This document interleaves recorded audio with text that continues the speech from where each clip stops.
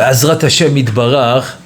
Aujourd'hui, on va continuer le Sha'ar Gilgul, un livre très très important. Que un peu la personne y comprenne on va dire le shoresh de sa neshama et c'est quoi exactement qu'il doit faire dans ce monde et par rapport au Gilgulim, au Iburim, comment on avait commencé, maintenant on continue. Le sujet d'aujourd'hui, c'est le Gilgul de plusieurs neshamot, on va appeler ça nefashot, dans un seul corps. Voilà, c'est le sujet d'aujourd'hui. Comment c'est possible qu'en un corps, il a plusieurs, par exemple, étincelles de sainteté, ça peut se diviser, plusieurs manières de se diviser, comme on va le voir. On va l'appeler d'une manière générale, c'est le Gilgul de plusieurs nefashot dans un seul corps. Elle a dit comme ça, Ve'ata nevaer et asher itchalnu, kine apasuk omer.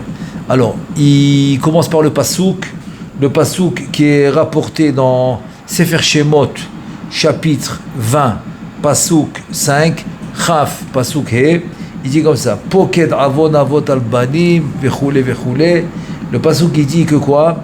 Que le pshat c'est qu'il va faire payer les fautes des pères aux enfants. Ouais, mais bon, ça c'est le pshat à Pajoud, mais c'est pas le vrai sens. Parce que l'enfant, si l'enfant il suit pas la mauvaise voie de son père, donc automatiquement il se fait pas punir pour son père, pas du tout. C'est juste quand l'enfant il continue la mauvaise voie de son père, ça oui. Donc l'enfant peut se faire punir à cause de son père, mais pas quand l'enfant, par exemple, il va opter pour aller dans la bonne voie, c'est sûr que non. Donc, alors c'est quoi le pshat du pasuk? Il dit l'explication de ce pasuk c'est la suivante. Pirouche.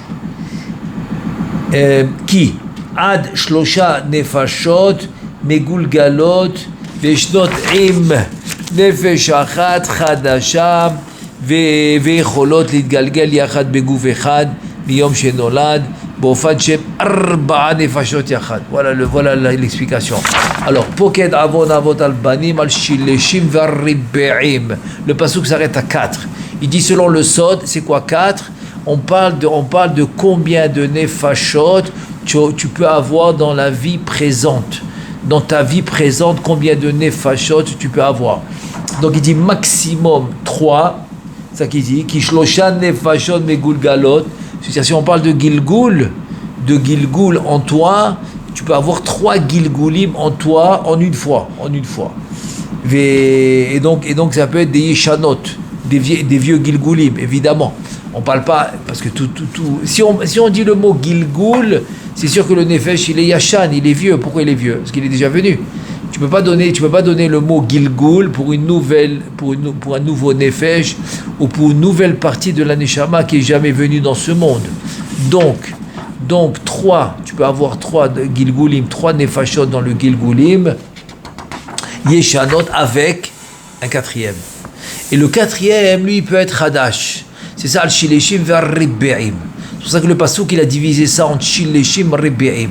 3 et 4e. 3, ils peuvent être les mêmes, mais yashan, ancienne, parce que c'est un Gilgul. Le 4e, c'est une nouvelle neshama, ça s'appelle neshama au nefesh chadasha. Il te dit, ça peut être tout ça dans un seul corps. Dans la vie présente, depuis qu'il va être né. Parce que c'est un vrai Gilgul. Donc c'est-à-dire, à la naissance, il peut avoir les 4. 3 Gilgulim, plus un nouveau qu'il n'a jamais réparé. Ça fait 4 à la naissance. Donc ensemble, ça devient 4.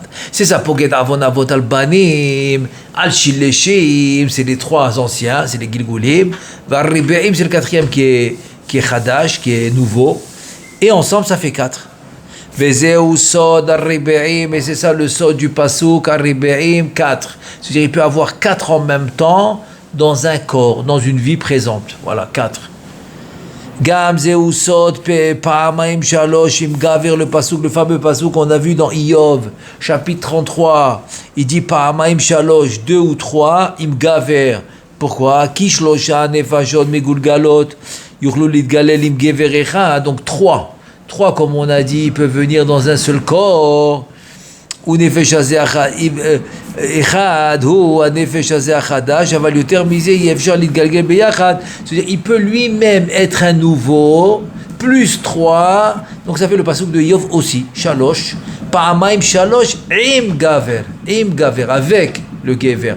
Gever, c'est celui-là qui a un effet Chadash, nouveau. Et 2 ou 3, avec le nouveau, ça fait 4. Donc dans les deux psukim, on voit le inyan de 4 qui peuvent venir ensemble. Omnam efshar liyot pachot micheshbon ze. Mais c'est sûr qu'on peut avoir moins. On parle du maximum là. Le maximum c'est 4, mais bien sûr qu'on peut avoir moins. Ki efshar liyot jitit galgel nefesh achat levada beguf echad, parce que c'est normal. On peut avoir un nefesh dans un corps, évidemment. On nefesh achat megulgelet im nefesh achat chadasha beguf echad.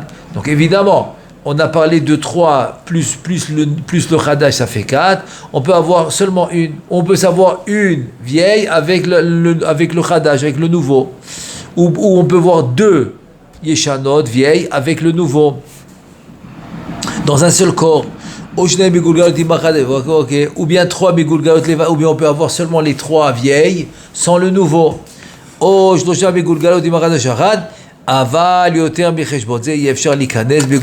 il nous a fait le compte de toutes les possibilités. Donc pour résumer, c'est comme ça. Donc dans un corps, on peut avoir un nefesh qui est une neshama ou une partie. En fait, c'est plus une partie du neshama qu'on vient, parce que c'est un gilgul, donc c'est une partie du neshama qu'on vient réparer. Ça c'est un, voilà un corps. On peut avoir un corps avec 2, on peut avoir un corps avec 3, et ça c'est des gilgulim, c'est des vieilles des chamot que j'ai pas encore fini de réparer. Et ensuite on peut avoir avec le chadash. Donc avec le chadash, on va avoir une vieille, 2 vieilles, 3, maximum 4. Voilà, ça c'est le résumé. Donc maximum 4 dans un corps. Veda, maintenant ça c'est le chidouche. Il faut savoir que le mot Veda, mais surtout dans les Rishonim, pas dans les Acharonim, dans les Rishonim, mais bon, puisque c'est un livre de Kabbalah et qu'il est vraiment dans la frontière, on va dire, entre les Rishonim et les Acharonim, parce que les premiers Rishonim, les premiers Acharonim et la fin des Rishonim, c'était l'époque du Harizal avec Maran Bet Yosef, Rabbeinu Yosef Karo. C'est pour ça que Rabbeinu Yosef Karo, c'est le premier dans la catégorie des Acharonim. Juste avant lui, c'était les Rishonim. Et donc, la même époque que Rabbi Yosef Karo, c'est le Harizal, Rabbeinu Chaim Vital, etc. Et donc, ça c'est le Chidouche. Veda. Donc, le Chidouche, c'est le suivant. Qui est le Hamid Galgele, Miachad Begouf Echad, Kaniskar, Eno Noeg, Ela Bizman, Shekulamem, Nechazim Beshoresh Echad. Donc, voilà le Chidouche. Le chidouche, c'est les 2 ou 3 ou 4 maximum, ils sont obligés d'être connectés, d'avoir un point en commun qui viennent de la même racine. Tu ne peux pas avoir maintenant 4 nefashot ou 4 neshamot dans un corps de racines différentes. Pas possible. Et évidemment, il faut trouver le pasouk. Parce que dans tout, il y a un pasouk. Il y a un pasouk pour allusionner ce qu'on est en train de dire. Et donc le pasouk, c'est le suivant. Besod. Vegal et Mkar Ahiv. C'est-à-dire, on parle là-bas de Ir Choma, etc., de Ir Arimikla, on parle pas Miklat, pardon. C'est les villes de la Nachala. Nachala, c'est l'héritage qu'il a eu dans la terre, et on parle là-bas de vendre. Et le Goël, c'est-à-dire, il va libérer. Il va racheter la terre que son ami avait été obligé de vendre parce qu'il n'avait pas d'argent. Il était pauvre. Et donc, ça s'appelle l'Igol. Il va libérer la terre de son ami. Ça, c'est le passage qui parle de ça. Donc ça veut dire que quoi? Ça veut dire c'est quoi la terre de son ami? Le remez, l'allusion c'est quoi? C'est que tu vas libérer ce nitzot qui vient de ton shoresh. Alors, ça s'appelle les amis, ça s'appelle les familles. Dans le sod kirva, achim anachnu, il lui dit avant, qui achim anachnu. Dans le sod achim, c'est en fait la connexion qu'on vient du même shoresh. Pourquoi je dis ça? Parce que le Rabbeinu Harizal, Alav Shalom, au nom du Zohar HaKadosh, il nous dit que c'est possible dans une famille que par exemple le père et le fils, c'est pas le même shoresh, pas le même shoresh de Neshama, c'est pas obligatoire, pas du tout. Donc 2 frères, ils peuvent être 2 frères de la même famille, quoi, du même père et de la même mère dans ce monde, mais complètement shoresh différent, complètement. Ça peut être complètement différent le shoresh. Donc le mot ach en pshat, c'est pas le même sens qu'en sod. C'est pour ça qu'en sod, le mot ach, frère, fraternité, c'est en fait qu'on est du même shoresh. Donc quand le pasuk il a dit que tu vas libérer le terrain de ton ami, c'est-à-dire ton ami, ton frère, pardon. C'est écrit ton frère, Achiv. Et Achiv, c'est ton frère. Quand tu vas libérer le terrain de ton frère dans le sod, c'est ton shoresh neshama. Ta même racine de neshama, c'est ça ton frère. ואף על פי שזה המגולגל, החדש לא חטא באותו החטא של המגולגלים האחרים. Maintenant, la grande question. Dis, attends, je comprends pas. Tu me dis que le Khadash, il va s'associer avec le Yashan, avec le vieux. Mais le vieux, il vient réparer des fautes que le Khadash, que le nouveau n'a jamais fait. Alors comment tu les associes? Comment tu associes quelqu'un qui a jamais fait la faute avec quelqu'un qui a fait une certaine faute, que celui-là il n'a pas faite? Comment c'est possible? Ça c'est la question. Im kol ze imu miprinat apnimit yoter mehem כמו אימו מבחינת הגידים שבעבר ההוא של אדם הראשון ומבחינת הבשר שהוא גרוע מהגידים. Il te dit en fait c'est comme ça, c'est que ton shoresh à toi, mais qui est plus mini, qui est à un niveau supérieur à toi, il peut te réparer même s'il n'a pas fait la même faute que toi. Pourquoi? Parce que du moment qu'il a un niveau supérieur, donc spirituellement, il arrive d'un niveau supérieur. Donc ce niveau supérieur spirituel peut réparer, peut t'aider en tout cas peut t'aider à réparer les fautes que tu as fait dans un niveau inférieur. Donc le contraire, non. Le contraire, c'est pas possible. Que si par exemple le niveau supérieur a fauté, le niveau inférieur ne peut pas l'aider. צריך זה החדש לנקות הפגם והעיפוש שנעשה מחמת עוונות הראשונים כדי שימשך החיות אל כל השורש ההוא. Donc ce shoresh là de pnimi qui est intérieur, ça veut dire un plus haut niveau, il est obligé de réparer tout son shoresh. Pourquoi? Alors là il donne un grand chidouche. C'est parce que au moment où tu vas réparer, au moment où tu vas faire descendre une nouvelle lumière grâce à tes mitzvot et ta Torah, donc tu vas engendrer un shefa, une abondance à tout ton shoresh. Donc tout ton shoresh, toute ta racine, dans la racine de ta neshama originale, tout le monde va profiter.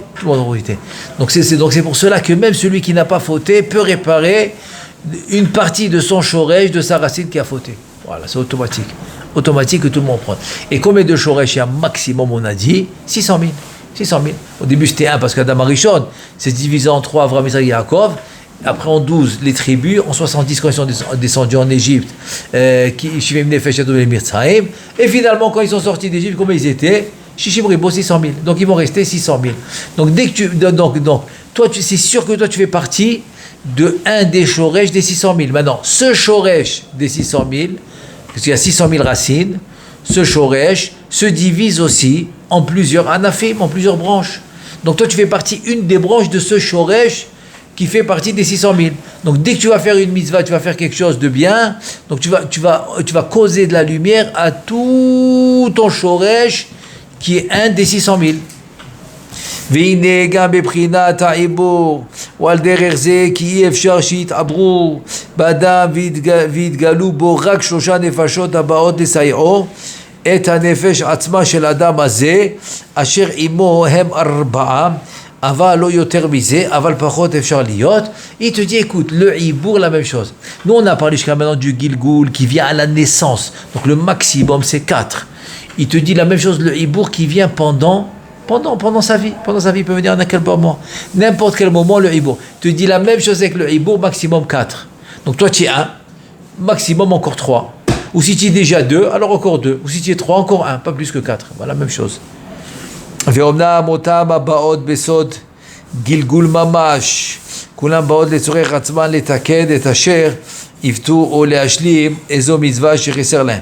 Maintenant il te dit une autre différence entre le gilgul et le hibour. Des fois le hibour il vient pour t'aider, donc pas spécialement pour lui ce hibour, il vient pour t'aider. Alors que le gilgul il vient automatiquement pour une réparation à lui personnel. Donc tout celui qui vient en gilgul il a une réparation obligatoire. Donc tout celui qui est né dans ce monde, même le plus grand tzaddik, à son niveau extraordinaire, lui aussi il a une réparation à faire. Maintenant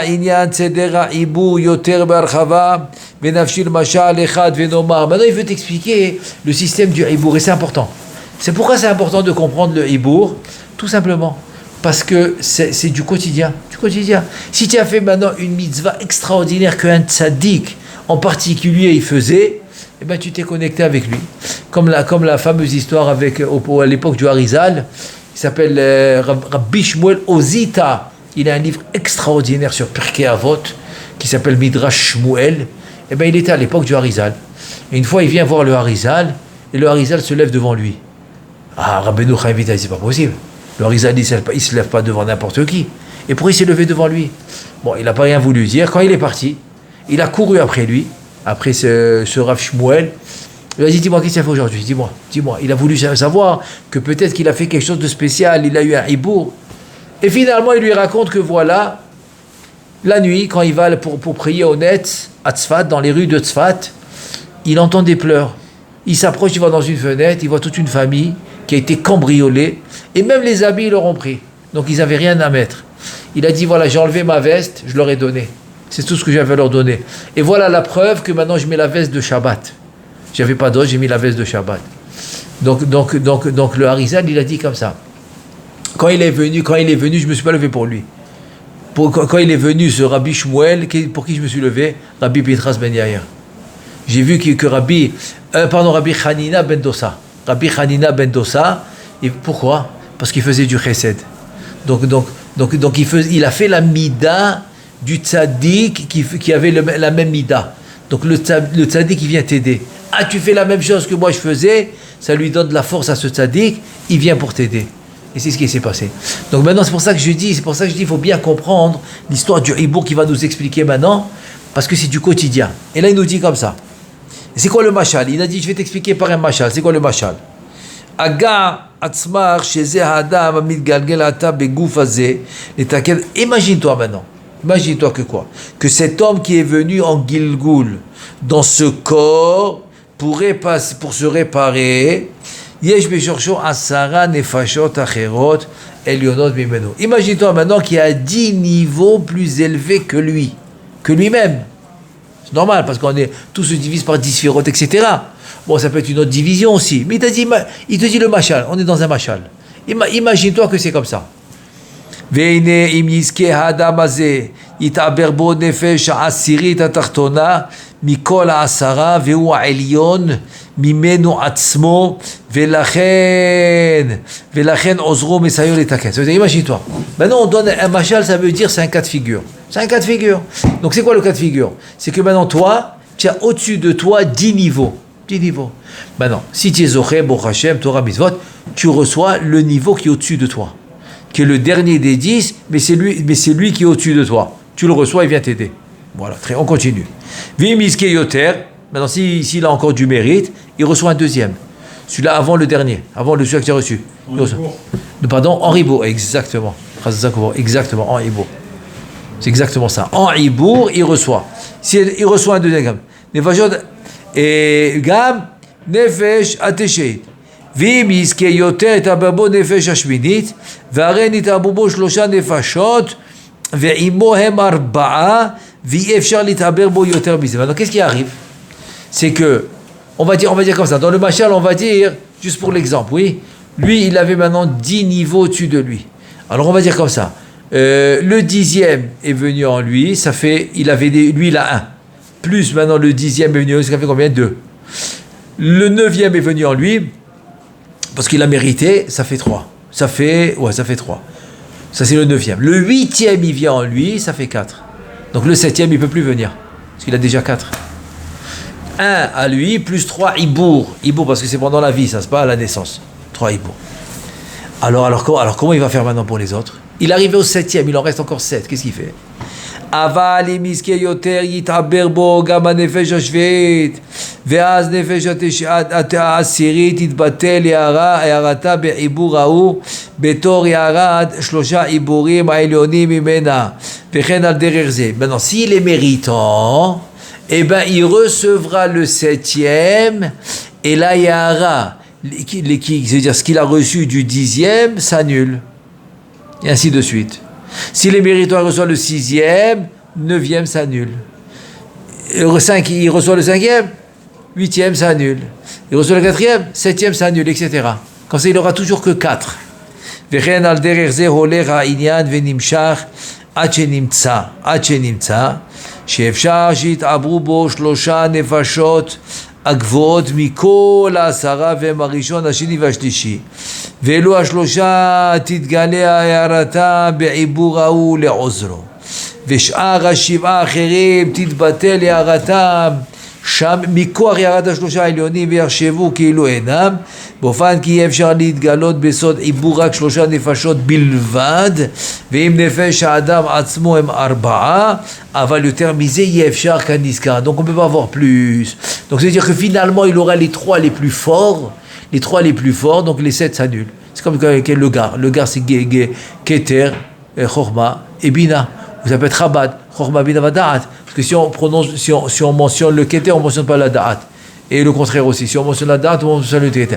En tout cas, ça veut dire que finalement, il va rester avec les 3 les plus forts dans le Hibour, plus la sienne, ça fait 4. Et maintenant, je vais juste rajouter un point très très très important, c'est le Pasouk. Le fameux Pasouk. Akatouv Omer, le fameux Pasouk dans Iyov, voilà, c'est le Pasouk dans Iyov. Pasouk dans Iyov, dans le chapitre 33, Pasouk 29. C'est le Pasouk qu'on a amené tout à l'heure. Pa'amaim shalosh im gaver. Pa'amaim shalosh im gaver, c'est le même Pasouk. Et le Pasouk il dit comme ça. Ine Akatouv Omer, hen kol ele yif'al el pa'amaim shalosh im gaver. Ça c'est j'ai lu maintenant le début. Tout à l'heure on a expliqué la fin. 2, 3 avec le gever, im gaver avec le gever, c'est-à-dire 3 plus lui ça fait 4 maximum. Maintenant il te dit qu'est-ce que ça veut dire hen kol ele yif'al el. C'est qui elle? C'est Akadosh Baruch Hu. Kaf yachol ken yif'al, il va faire, il va agir. Comment il va agir?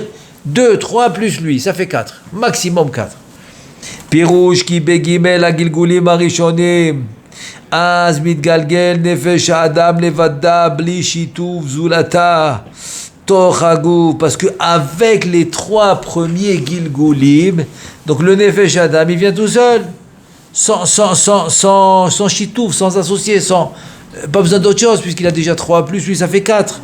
בלי שיתוף זולתה תוך הגוף. אבל אם עדיין לא נתקנה בשלושתן ותצטרך לחזור עוד, mais s'il n'a pas fait, il n'a pas réussi, il n'a pas eu les 3, donc il a besoin encore de tikkun.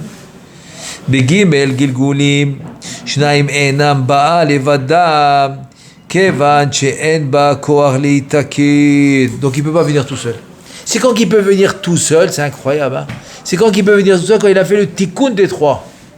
Il a fini les 3 parce qu'on a dit que le gilgul c'est obligé que quoi? Qu'il vient pour lui-même. Donc il a fini les 3, il peut venir tout seul. Mais tant qu'il n'a pas fini, il peut pas venir tout seul. ולכן בא בשיתוף גבר שהוא צדיק אחד המתעבר בו כדי להדריכו מותר. C'est-à-dire tant qu'il n'a pas fini, il n'est pas capable de venir tout seul. C'est-à-dire regarde-moi ça. On parle souvent de zikouy arabim, oui, de faire profiter les gens des bonnes. Imagine-toi que tu peux faire zikouy arabim dans les neshamot. Comment? Quand toi tu as fini, donc tu peux venir aider quelqu'un. Mais si tu n'as pas fini, tu ne peux pas venir tout seul, tu as besoin de quelqu'un qui t'aide. וכן לא אמר 3 פעמים שהיה נראה שהוא ב3 פעמים הראשונות. אמנם אמר פעמים, pourquoi il n'a pas dit 3 fois, il a dit פעמיים 2, 3. פעמיים 2 fois 3. פעמיים 3. Il n'a pas dit 3 פעמים, il n'a pas dit 3 fois, il a dit 2 fois 3. 2 fois et 3. C'est ça que ça veut dire, 2 fois et 3. Pourquoi? להורות כי הפעם השנייה הכוללת 3 גלגולים שניים אז הוא עם גבר זולתו בשיתוף עמו. Ça veut dire que pour te dire en 2 mots c'est quoi? C'est que la deuxième fois, c'est-à-dire בפעם השנייה, la deuxième fois, quand il a 3 גלגולים, כן? הכוללת 3 גלגולים, alors 2 ou 3 ou 2, attends, on n'est pas à Dafka 3. On parle de la deuxième. Un Gilgul, c'est obligé d'être la deuxième fois. Voilà, c'est tout. C'est ça qui veut dire. Gilgul, c'est la deuxième fois, il peut avoir 2 ou 3. C'est ça que ça veut dire. Azoim Gaver, c'est ça. Zulato Meshutaf Imo, pourquoi? Parce qu'il n'a pas fini. C'est-à-dire que tant que l'homme n'a pas fini son tikkun, il n'est pas capable tout seul. Il n'est pas capable tout seul. C'est quand qu'il peut. Et c'est un peu barachin, en relativité, c'est comme ça. C'est quand un homme dans ce monde, il est plus autonome, c'est qu'il s'approche plus du tikkun. Tu vois? Et quand l'homme, il n'est pas autonome, c'est qu'il est un peu loin du tikkun. Magnifique. Maintenant, je veux juste ramener ce que la Gemara raconte, sur Rabbi Preda. Très, très important, ça va nous donner une idée du tikkun que l'homme, il peut faire dans son shoresh. Comme on a parlé du shoresh, j'aimerais bien finir avec cette Gemara. La Gemara, elle dit comme ça, que Rabbi Preda, qui était un Amora, lui, il avait un élève, donc il avait la yeshiva, il était à la yeshiva, il faisait un cours. Il avait un élève que pour que cet élève comprenne, il fallait qu'il répète combien de fois ? 400 fois. Dès qu'il a fini de répéter 400 fois, l'élève, il a compris. C'est de la patience de faire, quoi.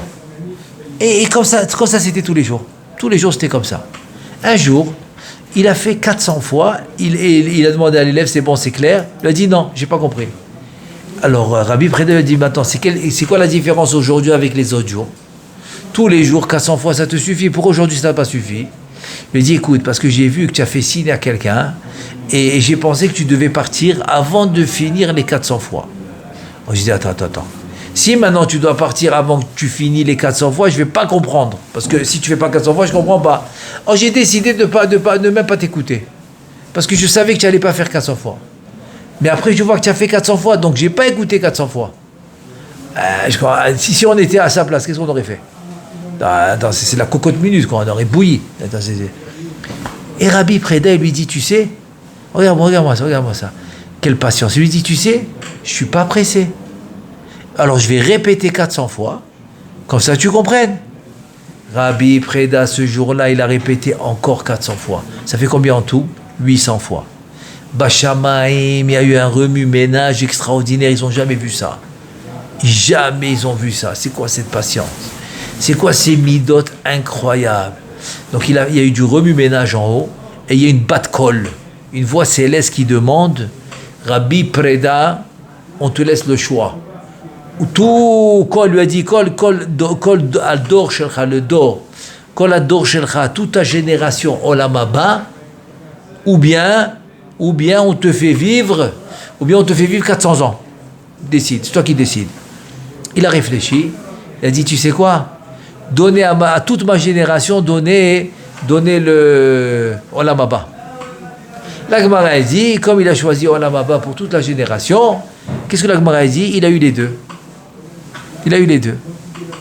Rabbeinu Chaim Vital, dans son livre Sha'ar Ma'amarim, sur cette Gemara, il pose la question, il dit, attends. Tu vas me dire que Rabbi Preda, il a un plus haut niveau que Moshe Rabbeinu, parce que c'est écrit Meforash, que dans la génération de Moshe Rabbeinu, il y en a qui n'ont pas eu Olam Haba, comme les Meraglim, etc., parce qu'ils ont fauté. Comment c'est possible que dans la génération de Moshe Rabbeinu, pas tout le monde a eu Olam Haba, et dans la génération de Rabbi Preda, tout le monde a eu Olam Haba grâce à lui. Quand Moshe Rabbeinu, c'est lui qui nous a fait descendre la Torah. Comment c'est possible ? Et Rabbi Preda, qu'est-ce qu'il a fait ? Il n'a rien qu'expliqué la Torah que Moshe Rabbeinu a fait descendre. Alors ça c'est la question. Ça c'est la question qu'il a posée Rabbeinu Chaim Vital. Est-ce que tu vas me dire que Rabbi Preda c'est plus que Moshe Rabbeinu ? Réponse incroyable. Il dit Bene Docha, Bene Ador, c'est-à-dire ta génération c'est quoi ? Il dit Rabbeinu Chaim Vital que ta génération c'est tout est Gilgulim. Tout est Gilgulim depuis Adam Arishon jusqu'à la fin des temps, jusqu'à la fin des 6000 ans. Alors est-ce que tu veux Olam Haba, c'est-à-dire est-ce que tu veux le tikkun de tout est Gilgulim ou tu veux vivre 400 ans ? Donc lui il a décidé. Il a dit, je veux les Gilgulim, je veux le tikkun de tous mes Gilgulim. De tous les Gilgulim, je veux le tikkun. Et c'est comme ça qu'on lui a donné les deux. Et on l'a donné et le tikkun des Gilgulim et les 400 ans. Ça veut dire quoi ? Regarde maintenant, tikkun Amidot. Grâce au tikkun Amidot, il a réussi à réparer tout son shoresh. Complètement. Tu sais ce que ça veut dire ? Ça veut dire tout le shoresh. Il a réussi grâce au Midot, il a réussi à réparer tout le shoresh. Donc voilà, c'était rien qu'un aperçu pour nous dire un peu l'importance. L'importance que l'homme doit donner à réparer le maximum de son shoresh. Car le Preda, il a réussi tout. Il a réussi tout. Donc il n'y a plus de question avec Moshe Rabbeinu, parce qu'on ne parle pas de génération qui pshuto, mamash la génération. Non, on parle des Gilgulim. Bezrat Hashem, qu'on puisse réparer tous nos Gilgulim. Amen ve Amen.